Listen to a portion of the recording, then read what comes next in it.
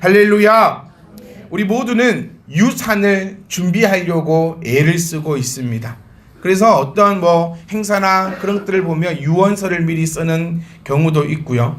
우리 가정에서도 어쩌면 부모님들이 열심히 일해서 재산이라도 조금 남겨서 자녀들에게 유산으로 남겨줄까라는 생각을 가지신 분도 계시고, 아니야, 내 벌어서 니한테 손 안 버릴 테니 그걸로 유산 삼고 니는 열심히 니 먹고 살아라, 그런 부인도 계시지만 아마 그 마음도 유산입니다. 뭐는 물려주지 않겠다, 빛은 물려주지 않겠으니까 그것만 해도 어디예요.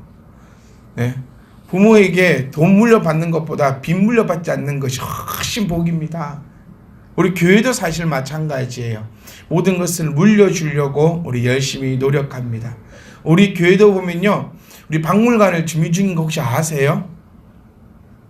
우리 교회가 세워진 지 100년이 되는 날에 100년 기념 박물관이 세워질 건데, 그걸 위해서 우리는 작은 것 하나라도 모아 놓습니다. 모르셨구나. 네, 쓰레빠도 모아놔요. 우리 교회 처음 신었던 쓰레빠, 우리 교회 처음으로 사용했던 목사님 물컵, 우리 교회 처음 사용했던 커피 머신기, 이런 것들을 차곡차곡 모아 놓으라 했는데 모아 놓는 줄 모르겠는데 하여튼 모아 놓고 있을 거예요. 그런 것들이 어쩌면 전부 다 유산으로 내 자손에게 물려주기 위함입니다. 어쩌면 그것이 먼저 된 자로서, 조상된 자로서의 후손들을 생각하는 아름다운 마음이겠죠.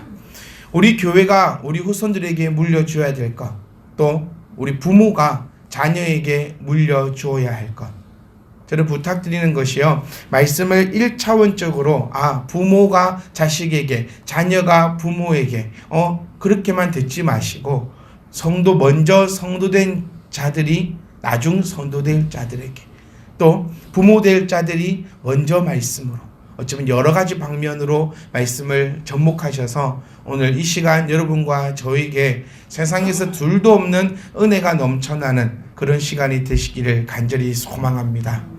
모두가 효자, 효녀를 원해요. 효자, 효녀 원하지 않으시는 분 계시나요?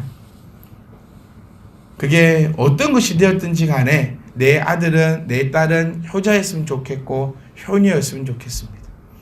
목사도 마찬가지입니다. 함께 신앙생활하고 있는 여러분들이 모두가 다 말씀 안에서 효자이고 효녀였으면 좋겠어요. 가정에서도 물론이거니와 교회에서도 물론이고, 하나님 입장에서도 여러분들은 다 하나님 보시기에 효자고 효녀이기 원한다는 겁니다. 그런데 이 효자와 효녀는요, 태어나는 것이 아닙니다. 만들어지는 거예요. 사실 우리 부모님들이 효자를 얻고 싶으면 효자로 만드셔야 됩니다. 효녀를 얻고 싶으면요, 효녀로 만들어야 됩니다. 목사도 마찬가지예요. 멋진 성도를 원하기 때문에 여러분들을 하여금 멋진 성도로 만들고 싶습니다. 저는 목사를 섬겨라 라는 얘기를 잘 하지 않습니다. 하고 싶지 않습니다. 왜일까요? 목사를 섬겨라 라고 했을 때 그 어휘가 별로 마음에 들지 않아요. 그리고 왜 그렇게 해야 되나라는 생각이 들 수밖에 없습니다. 근데 반대로요, 말씀대로 말씀을 가지고 목사님이 성도를 교육했다면, 교육받은 성도, 말씀을 알고 있는 성도는 목사님을 섬기고 존경 안 할 수가 없다는 사실을 우리가 기억하셔야 돼요. 그렇기 때문에 말씀을 아는 성도는 교회가 사랑스럽고, 말씀에 충만한 자는 목사님을 존경할 수밖에 없다는 사실입니다. 그래서 제가 여러분께 자주 묻는 얘기 아닙니까? 여러분, 저 오늘은 이뻐 보이십니까? 별로 안 이뻐 보이는 것 같기도 하고. 네, 이뻐 보인다. 이게 사입인가? 이단인가? 그게 아니라 목사님이 이뻐 보일 때 내가 내 신앙이 아름답게 가고 있다는 사실을 꼭 기억하면서 점검할 수 있기를 간절히 소망합니다. 효자를 어떻게 우리가 만들겠습니까? 효녀로 어떻게 만들겠습니까? 아이들은요, 사람은요, 악설을처럼 믿습니다. 모두가 사실 다 악한 것 같아요. 왜 효자와 효녀가 만들어진다, 단 태어나는 것이 아니고 만들어진다라고 얘기하냐면, 혹시 여러분 정글북이라는 동화 아세요? 정글북의 동화에 나오는 그 아이는요, 사람으로 태어났습니다. 그런데 늑대의 손에 길러졌지요. 그러니 그 아이는 늑대처럼 행동하더라는 거예요. 사람으로 태어났지만 어떤 교육을 받고 어떤 가치관을 가지고 어떤 눈으로 세상을 바라보느냐에 따라서 늑대의 눈으로 바라볼 수 있는 거고 사람의 눈으로 바라볼 수 있는 거고, 똑같은 사람인데 저 사람은 마귀보다 더 못됐다라는 사람이 있는 반면 저 사람은 천사보다 더 착하다라고 불릴 수 있는 그런 사람이 있다라는 거예요. 그래서 사람으로 태어났기 때문에 효자가 되고 효녀가 되는 인간이 되는 것이 아니라 과연 내가 어떻게 자라나고 어떻게 교육을 받고 어떤 식으로 키워져 왔는가에 따라서 그 자가 어떻게 되어가고 있다는 거예요. 사랑하는 부모님 여러분, 자녀를 향해서 욕하지 마세요. 왜요? 자녀를 욕하는 거는 결론적으로는 누굴 욕하는 겁니까? 그렇게 키우던 나를 욕하는 거예요. 네가 그렇게 키우지 않았느냐? 내가 그렇게 키워놓고 이 아이를 욕한다면 과연 뭐가 됩니까?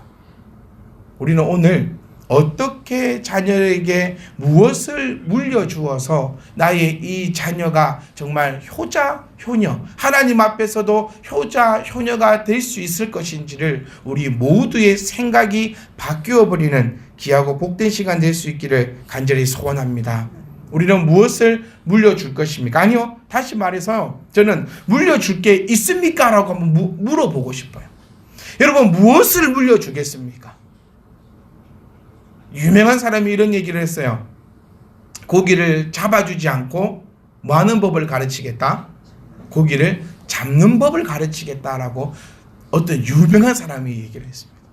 마찬가지예요. 여러분, 자녀에게 물려줄 수 있는 가장 최고의 것은요, 필요할 때마다 하나님께로부터 받아가는 자녀로서 삶으로 물려주는 것이 자녀에게 줄 수 있는, 부모가 자녀에게 줄 수 있는, 교회가 성도에게 줄 수 있는, 먼저 믿은 내가 나중 믿는 자에게 줄 수 있는 최고의 유산임을 우리가 기억하시면서 오늘도 이 유산을 만들어 갈 수 있기를 간절히 소망합니다. 여러분, 정말 하나님 사랑하십니까? 정말로 사랑하십니까? 이게 사랑해서 몸부림이 쳐지고 사랑해서 계속해서 보고 싶고 사랑해서 매일같이 함께 하고 싶을 만큼 정말 하나님을 사랑하고 있냐는 겁니다. 확실하셔야 돼요. 믿음은 확실하셔야 됩니다.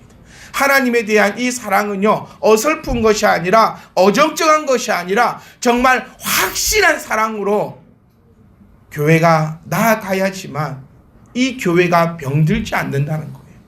하나님을 사랑하는 확실한 마음으로 나아가야지만 내 가정이 병들지 않고 내 가정이 병들지 않으니 내 자녀가 병들지 않는다는 것을 우리는 기억하셔야 됩니다. 저는 간절히 소망합니다. 진짜로 좀 믿읍시다. 아멘. 아멘도 좀 합시다.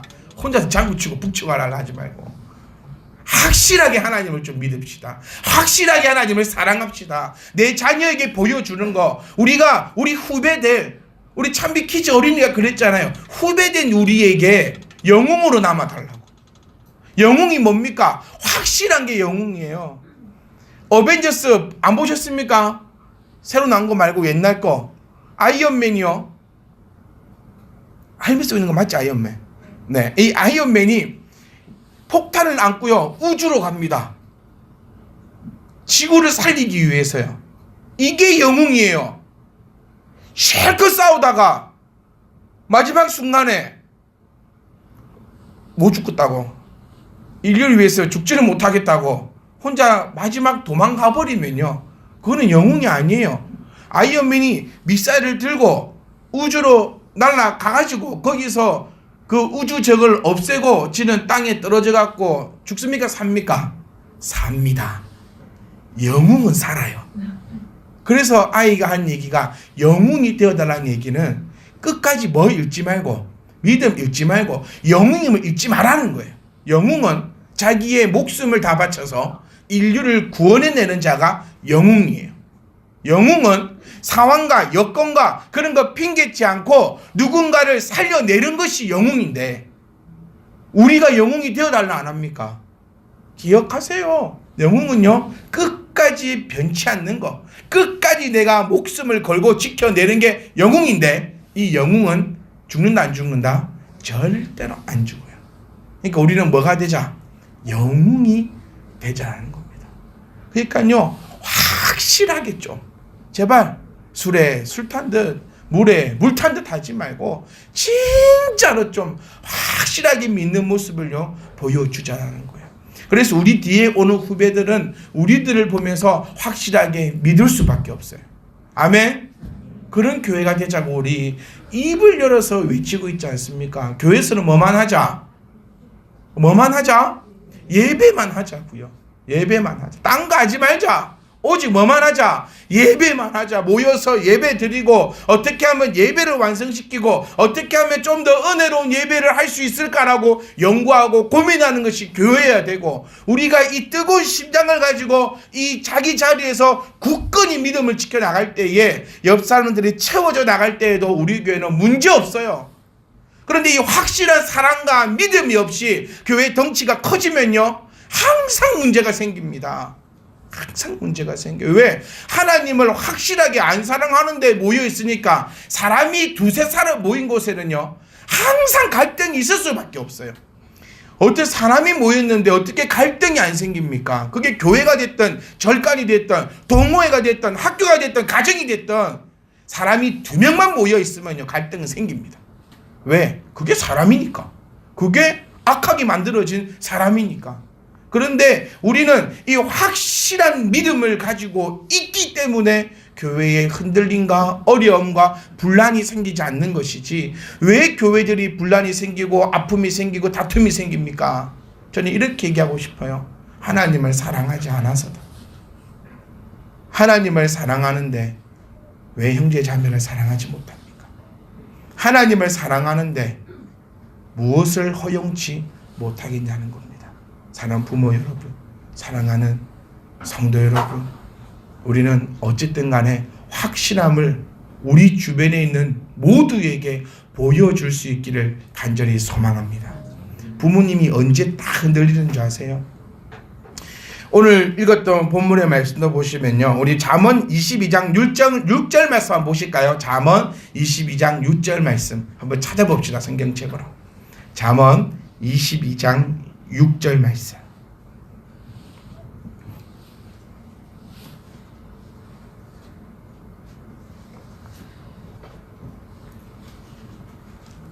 자, 함께 보시겠습니다. 시작.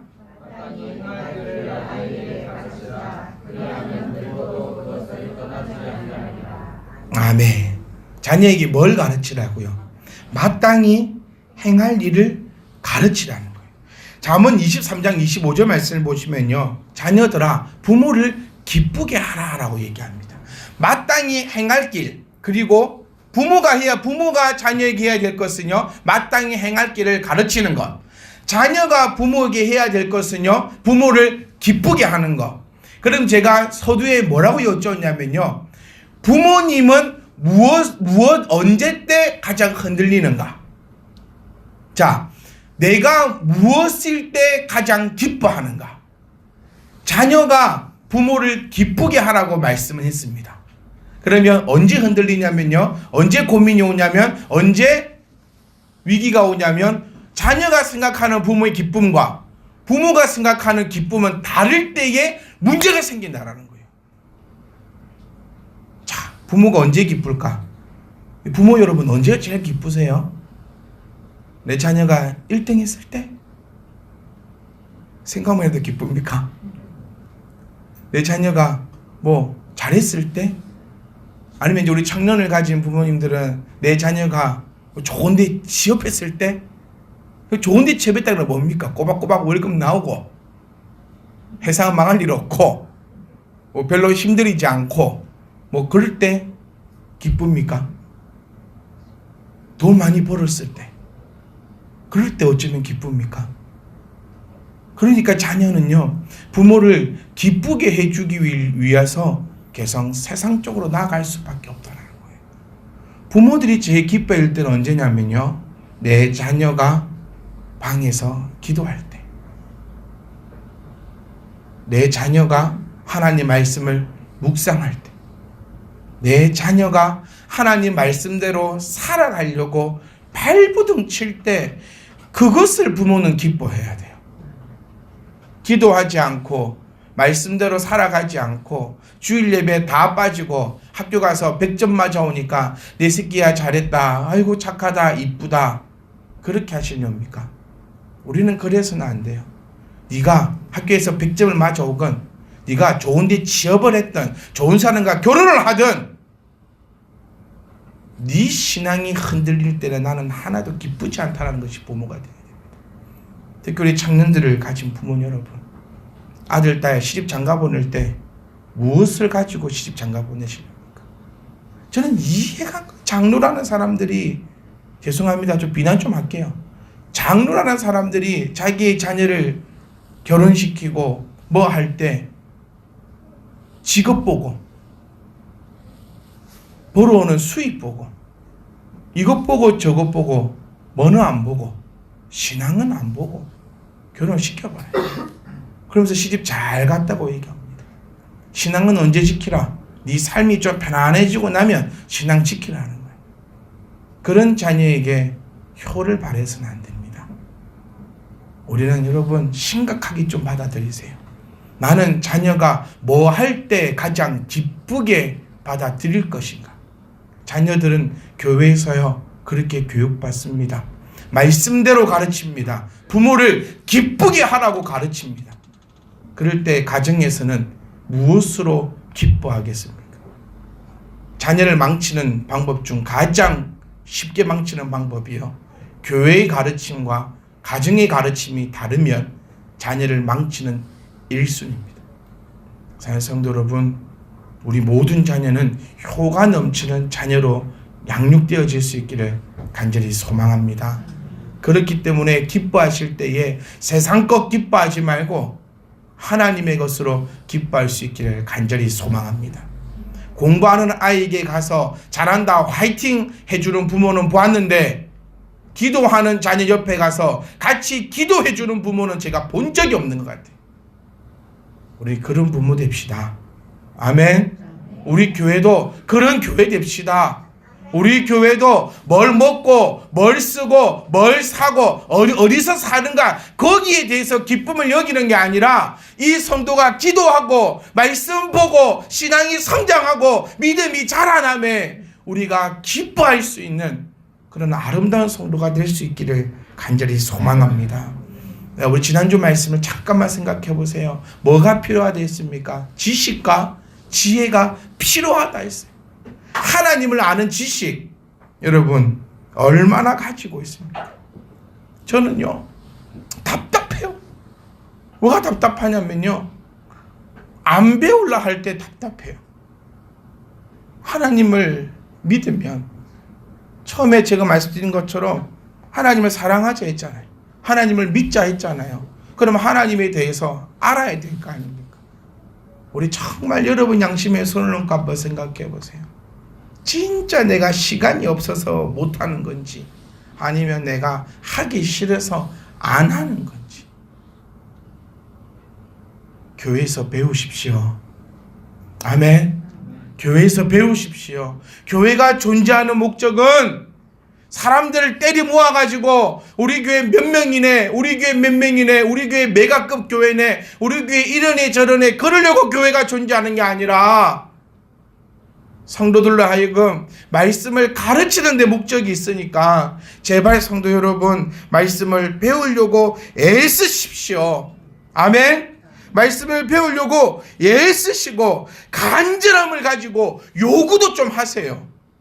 목사님 우리 성경 공부합시다. 목사님 이렇게 우리 해주세요. 교회에서 이렇게 합시다 라고 되어야 되는데, 병에 걸리잖아요. 그럼 그 병에 대해서요 박사가 됩니다. 웬만한 교수보다 더 잘 알아요.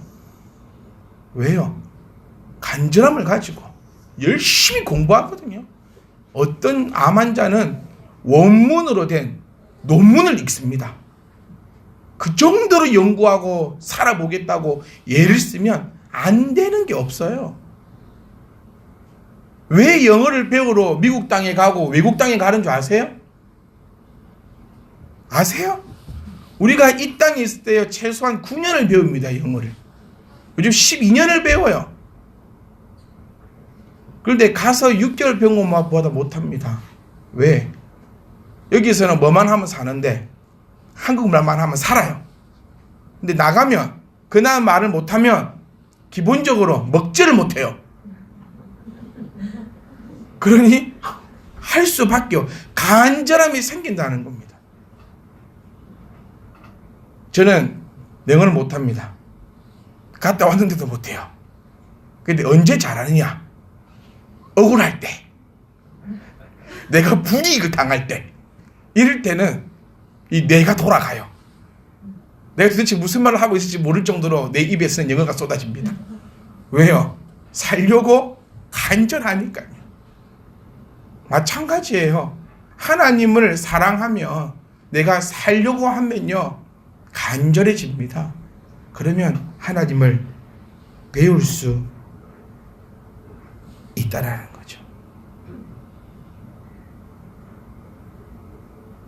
안 하면 방법이 없습니다. 안 하면 방법이 없어요. 여러분은 안 하시는 분입니까? 하시는 분입니까? 저는 자신합니다. 저는요, 하나님 앞에 부끄러움 없도록 여러분을 위해서 애씁니다. 하자고 합니다. 해라고 합니다. 안 하면 방법 없어요. 가정예배 보세요. 안 하는데 어쩌겠습니까? 우리 말씀 요약하시는 분들, 안 하면 어쩌겠습니까?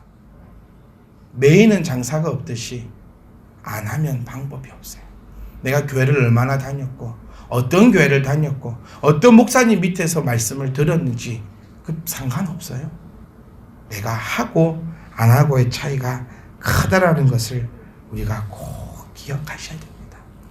지식이 있으시고 그 지혜로 말미암아, 우리 찬양도 있잖아요. 하나님의 지혜가 누구라고요? 예수님입니다. 지혜가 있어라 우리가 예수를 믿자라는 것입니다. 우리 자녀들에게, 우리 후배들에게 심어줘야 될 것은요, 지식입니다. 우리가 남겨줘야 될 것은요, 지혜입니다. 뭐가 있어야 가르쳐주지요. 열심히 배우시기를 간절히 소망합니다. 아멘. 배우십시오. 부지런히 배우십시오. 하려고 노력하셔야 됩니다. 두드리는 자에게 뭐 한다고요? 열린다고요. 찾는 자에게 뭐 한다고요? 주신다고요. 그런데 우리는 두드리고 있냐고요? 찾고 있냐고요? 내가 30년을 교회 다녀도 잘 모르겠어 하시는 분들이 진짜 많아요. 저 그 사람들한테 가서 이렇게 얘기하고 싶습니다. 30년 동안 도대체 뭐 했냐고요? 교회가 안 가르치도 하지 말고 당신이 안 배웠잖아. 안 했잖아. 안 하고 싶어 했잖아. 저는 아직도 꿈이 있어요. 아침에 문을 열면 우리 집 현관문 앞에 성도님들이 앉아있는 거. 목사님, 일어나세요. 잘 때가 아니고 지금은 우리에게 말씀을 가르쳐줘야 될 그 시간입니다. 그 꿈이 언젠가는 이루어지지 않겠어요? 청년들한테 이라도 해봐. 내일 놀잖아. 내 앞에, 문 앞에 와서 목사님 말씀 좀 가르쳐주세요. 이런 간절함이 있으시면 우리에게 그 간절함의 지식으로 말미암아 지혜가 우리 가운데 피어날 줄 믿습니다. 에베소 6장 1절 말씀에요. 저는 무섭습니다. 너희 부모에게 순종하라라고 말씀은 가르칩니다. 근데 진짜로 여러분, 이 말씀요, 무섭게 여겨보세요. 자녀가 나에게 순종하면 될 만한 사람입니까? 지금 나는 무섭지 않아요?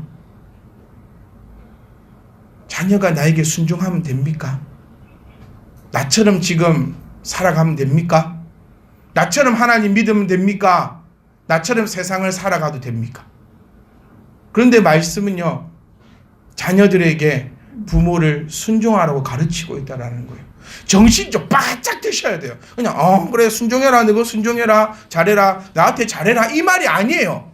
항상 우리는 이 말씀을 부모들 입장으로서 그래 너희들 나한테 순종해라, 나한테 잘해라 그렇게만 받아들였는데 정말 무서운 말씀이에요. 자녀들이 내 말에 순종을 한다, 나처럼 살아간다. 이게 우리 하람이한테, 우리 지환이한테, 우리 어린애한테, 희찬이한테, 우리 예원이한테 지금 얘야 엄마처럼 믿어라 라고 할 수 있어요? 얘야 아빠처럼 기도해, 그럼 너는 인생이 잘 될 거야, 아빠처럼만 기도해라 조이사님 얘기할 수 있겠어요? 부모에게 순종하라고 교회에서는 열심히 가르치겠습니다. 우리 성도님들께도요, 교회에서는 말씀에 순종하라고 열심히 가르치지 않습니까? 왜 말씀에 순종하라고 가르칠 수 있어요? 말씀은 변함이 없거든요. 정말 두려운 말. 지금 부모가 뭐처럼 돼버립니까? 말씀과 동격화가 된다는 거예요.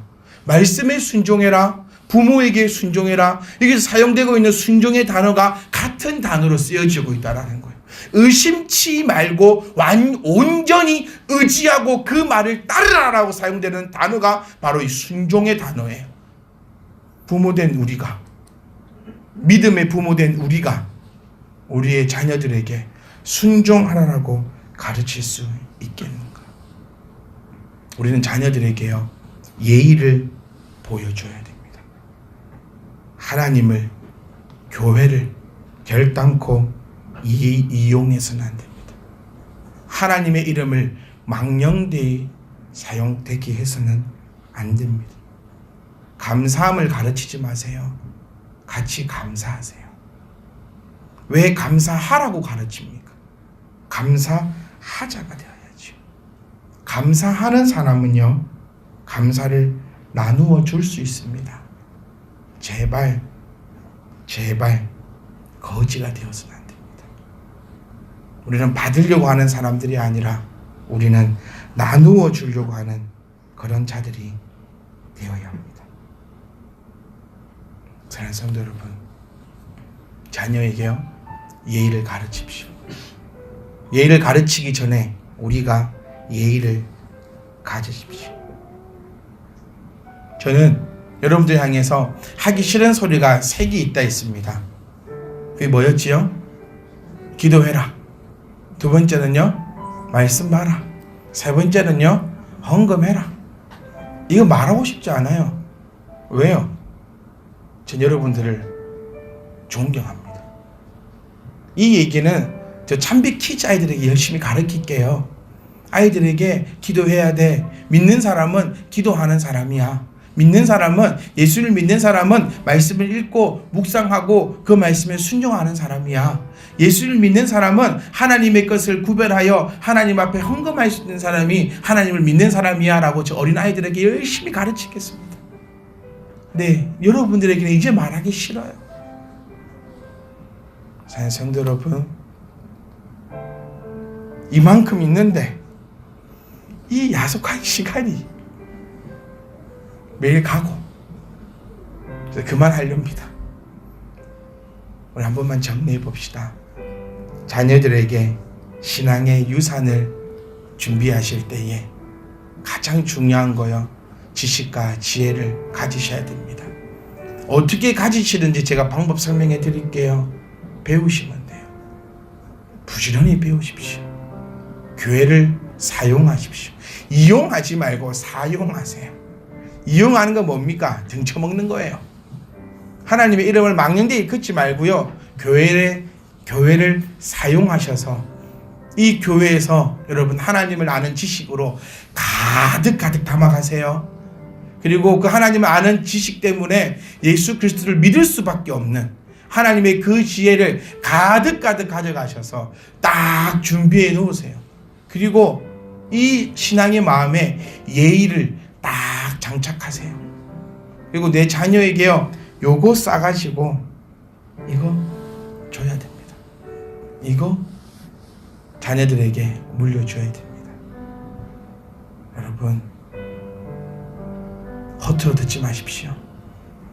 하나님이 오늘 나에게 어쩌면 마지막으로 주는 말씀이다라고 정말 무겁고 기쁘게 말씀을 받으셔서 우리 모두는 하나님을 아는 지식으로 가득 차는 참된 희망 교회가 될 수 있기를 간절히 소망합니다. 하나님을 아는 지혜로 말미암아 날마다 기쁨과 감사함이 흘러넘치는 저와 여러분 되시기를 간절히 소망합니다. 하나님을 향한 예의로 말미암아 우리가 모든 상호 관계들이 기쁘고 즐거운 우리가 될 수 있기를 주의 이름으로 축복합니다. 마지막으로 사랑하는 부모님 여러분, 감사합니다. 신앙을 지켜주셔서 감사하고 우리에게 신앙을 물려주셔서 감사하고 앞으로도 이 신앙을 지키셔서 우리 모두의 영웅이 되시기를 주의 이름으로 축복합니다.